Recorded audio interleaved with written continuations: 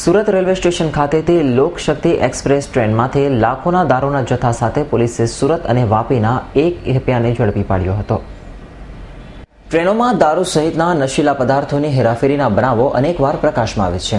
ત્યારે આજરોજ વાપીથી સુરત આવતી લોકશક્તિ એક્સપ્રેસ ટ્રેનમાંથી રેલવેના પીએસઆઈ મલેકની ટીમે બાતમીના આધારે ₹1,53,120નો વિદેશી દારૂના જથ્થા સાથે સુરતના ગોડાદરા આસપાસ ખાતે આવેલ પ્રિયંકા સોસાયટીમાં રહેતા ખેપિયા ગોવિંદ મોરિયા અને વાપીના ગીતાનગર ખાતે રહેતા ખેપિયા સંદીપ જાવલેને ઝડપી પાડ્યા હતા.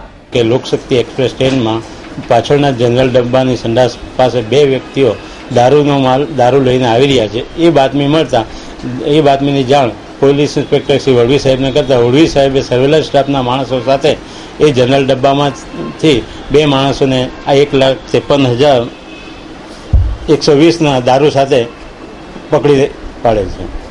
જી સાહેબ, હવે જો ગુજરાતમાં નશોબંધીનો દારૂ બંધી છે છતાં પણ દારૂ વેચાય છે, એના કારણ શું હશે? કોઈને કોઈ રીતે નજીકના રાજ્ય છે જે દમણ, જ્યાં પ્રોહિબિશન મુક્તિ છે, તો ત્યાંથી આ લોકો કોઈને એન કેન પ્રકારે આ લોકો દારૂ અહીંયા લઈ આવતા હોય. મૂળ ક્યાંના રહેવાસી છે?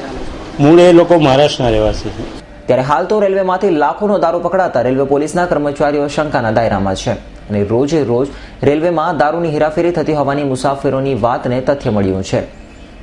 Bureau report, S9 news, Surat.